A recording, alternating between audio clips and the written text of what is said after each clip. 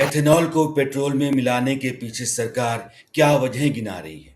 यही कि देश को पेट्रोल पर होने वाले खर्चे से राहत मिलेगी, यानी कि विदेशी मुद्रा की बचत होगी, आम आदमी को पेट्रोल सस्ता मिलेगा और यह भी कि प्रदूषण कम होगा, किसानों को गन्ना, धान, मक्के का ज्यादा दाम मिलेगा और लोगों को पेट्रोल का बेहतर विकल्प भी। I have never heard of choice being asked for to go back into something which is more toxic, which is more dependent. हंगामा किस बात पर है?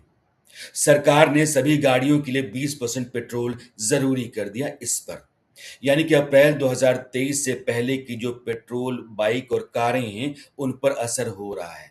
पुर्जे खराब हो रहे हैं, गाड़ी का माइलेज बहुत गिर रहा है, इंजन दिक्कत दे रहा है, लाखों की गाड़ी कमाई जो लोगों की है बैठे बिठाए उसको चूना लग रहा है। कोई फायदा नहीं हो रहा, कस्टमर का तो नुकसान ही नुकसान है। इस तरीके का नुकसान एवरेज बहुत कम आ रही है गाड़ियों की, उसके अलावा प्रॉब्लम आ रही है इंजन के अंदर, रुक रुक के चल रहा है, झटके मार रहा है, बहुत ज्यादा प्रॉब्लम आ रही है। गाड़ी चलते चलते बंद हो रही है, ऐसा लग रहा है कि पेट्रोल में पानी मिला है भाई, गाड़ी की तो इंजन की बैंड बज गई है।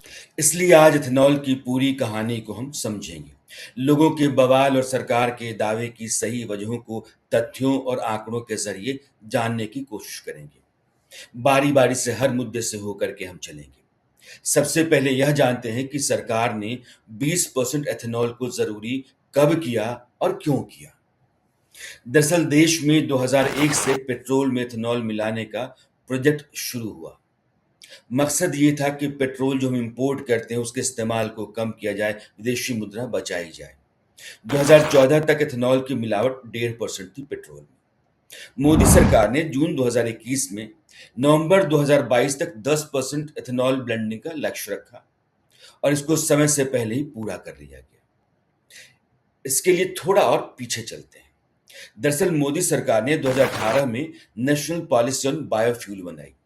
इसके तहत तय ये किया गया कि 2030 तक 20% एथेनॉल ब्लेंडिंग का लक्ष्य हासिल किया जाएगा। लेकिन देश में एथेनॉल का उत्पादन बढ़ने लगा, सरकार भी एथेनॉल प्रोडक्शन को प्रोत्साहन दे रही थी और आज भी दे रही है। लिहाजा दिसंबर 2020 में इस योजना की समीक्षा की गई। जून 2021 में नीति आयोग ने road map for ethanol blending 2020-25 जारी किया। इसके तहत सरकार ने 20% एथेनॉल ब्लेंडिंग का टारगेट 5 साल घटा करके 2025-26 कर दिया, यानी कि 2030 की जगह 2025-26। ये नया इरादा था कि हम 5 साल पहले टारगेट पूरा कर लेंगे। सरकार ने दावा किया कि पेट्रोल में 20% एथेनॉल मिलाने के लक्ष्य को मार्च 2025 में हासिल कर लिया गया। अब आपके मन में सवाल ये पैदा होगा कि लक्ष्य हासिल कर लिया गया, इसका मतलब क्या है? क्या इतना एथेनॉल हमने बना लिया कि 20% हम मिला सकें पेट्रोल में? तो इससे 5-6 बड़े मकसद या बड़ी बातों को समझना जरूरी है। नंबर 1, एथेनॉल का देश में इतना प्रोडक्शन हो जितना पेट्रोल की खपत होती है उसमें 20% मिलाया जा सके। इसके लिए सालाना लगभग 1000 करोड़ लीटर एथेनॉल चाहिए था। 2026 तक देश में इसका 2 गुना यानी कि 2000 करोड़ लीटर एथेनॉल का उत्पादन होने लगा। इस मोर्चे पर सरकार कामयाब रही, इसमें कोई दो राय नहीं है। एथेनॉल पहले सिर्फ गन्ने के रस से या फिर उसके मोलासिस से बनाया जाता था। लक्ष्य पूरा करने के लिए सरकार ने टूटे चावल, मक्का और खराब हो चुके अनाज से एथेनॉल बनाने को मंजूरी दी। इसके कारण ही एथेनॉल का भारी उत्पादन संभव हुआ, यानी कि दूसरे मोर्चे पर भी कामयाबी मिली। इसके बाद ऑयल मार्केटिंग कंपनियां मसलन IOCL, BPCL, HPCL, इनके डिपो पर बड़े ethanol storage tank, dedicated pipeline और ब्लेंडिंग मशीनें लगानी थी। एथेनॉल को डिस्टिलरी से तेल डिपो तक सुरक्षित और तेजी से पहुंचाने के लिए मजबूत ट्रांसपोर्ट नेटवर्क तैयार करना था। ये दोनों काम भी समय पर कर लिए गए। अगला और बहुत जरूरी काम यह था कि ऑटोमोबाइल कंपनियों के लिए यह जरूरी करना था कि गाड़ियों के इंजन और फ्यूल लाइनों को E20 कॉम्प्लायंट बनाएं, ताकि एथेनॉल के चलते गाड़ी के पुर्जे खराब ना हो, कोई दिक्कत ना हो, जिससे माइलेज का आज दिख रहा है।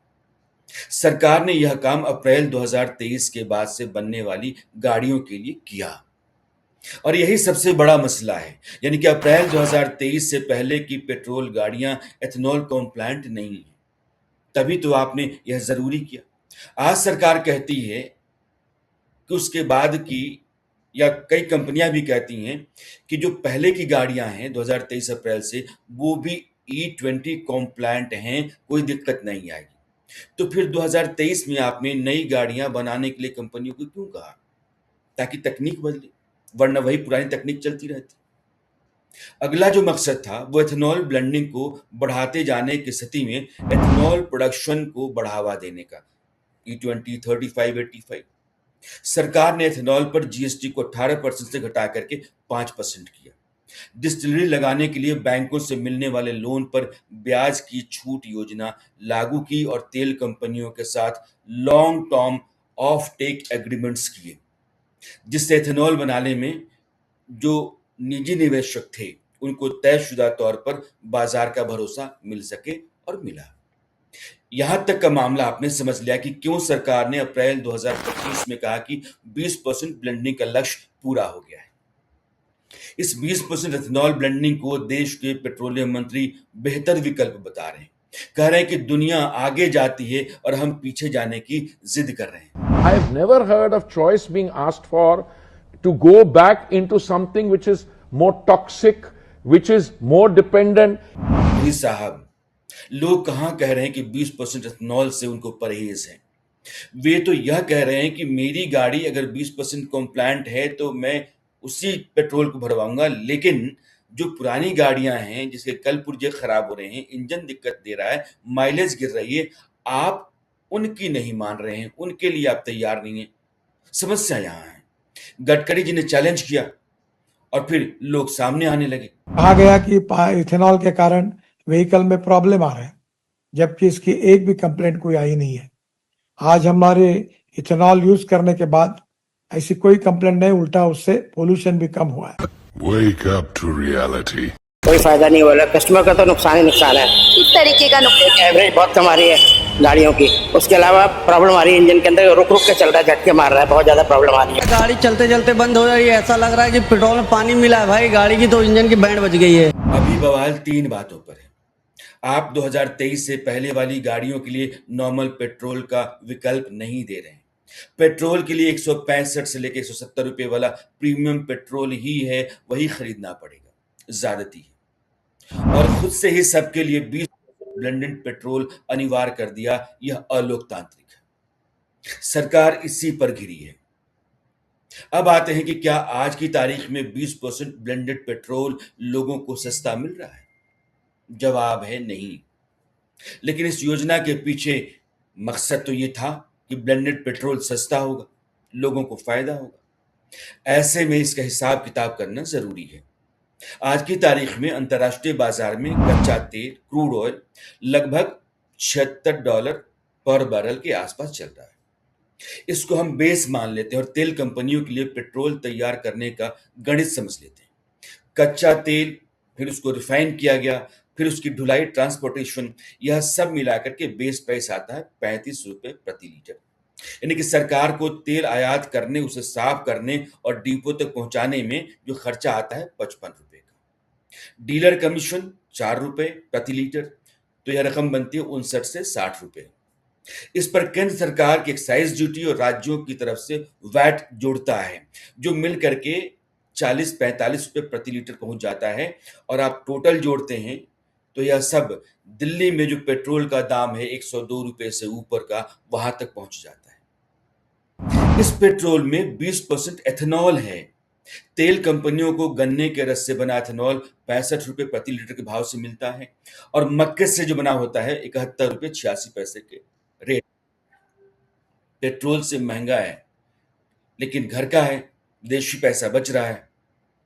तो 102 रुपए पेट्रोल आप बेच रहे हैं, इसको तो नीचे आना चाहिए। आप तो एथेनॉल भी 70 वाला अगर मान लेते हैं कि मिला रहे हैं, तो इस लिहाज से 1 लीटर पेट्रोल में सही मायने में 800 ml पेट्रोल है, 200 ml एथेनॉल है। 70 रुपए वाला 14 रुपए का हुआ, 102 रुपए में बेच रहे हैं।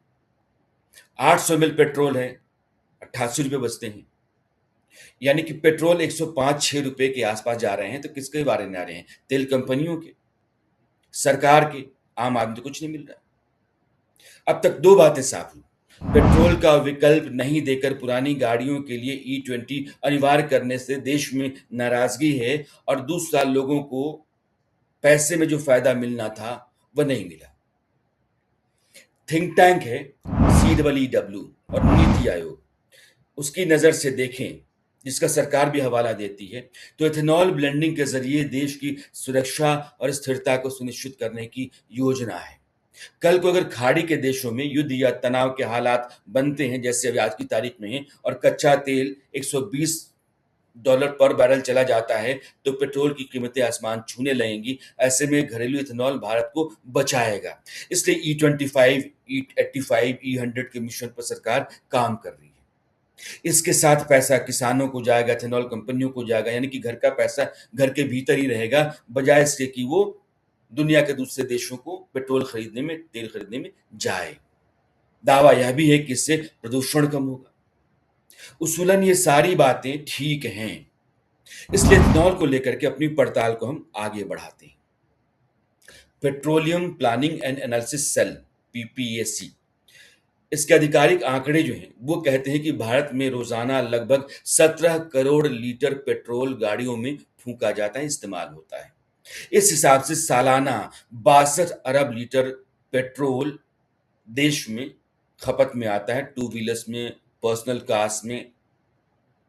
और डीजल देश में रोजाना 34 करोड़ लीटर उसकी खपत होती है, पेट्रोल से 2 गुना, मतलब सालाना 124 अरब लीटर डीजल मालगाड़ियों में खर्च हो, ट्रकों में हो, खेती के काम में हो, भारी उद्योगों में हो, लेकिन इस्तेमाल होता है। अगर पेट्रोल और डीजल दोनों को जोड़ करके आप देखें तो 51,000, लगभग 51 करोड़ लीटर फ्यूल जलता है या इस्तेमाल होता है। जरा ध्यान से सुनिएगा। हम एथेनॉल ब्लेंडिंग पर लगातार आगे बढ़ने की योजना पर इसलिए काम कर रहे हैं कि पेट्रोल डीजल पर देश का जो पैसा बाहर जा रहा है उसको हम बचाएं, और जो तेल हम खर्च कर रहे हैं उसको अगर बचाया जा सकता है तो फिर वह कौन बचाएगा। अब जरा सुनिए। भारत में खराब सड़कें, गड्ढों के कारण, टूटने के कारण, खराब डिजाइन और ट्रैफिक जैम, कॉन्जेशन के कारण होने वाले ईंधन का जो नुकसान होता है, उस पर IIT, CRRI और मॉटम जैसे संस्थानों ने लंबी स्टडी की। उन्होंने पाया कि देश में ट्रैफिक मैनेजमेंट दुरुस्त हो जाए और सड़कें गड्ढा मुक्त हो जाएं, तो ईंधन की कुल खपत में 15 से 20% की सीधी बचत हो सकती है। अगर हम 15% की फ्यूल बचत ही मान लें तो रोजाना बचत लगभग 2.5 करोड़ लीटर पेट्रोल और 5 करोड़ लीटर डीजल की होगी। कुल मिलाकर के लगभग 7.5 करोड़ लीटर फ्यूल की बर्बादी रोकी जा सकती है। इस बर्बादी को रोकने से देश के इंपोर्ट बिल में सालाना 50,000 करोड़ से अधिक की बचत होगी।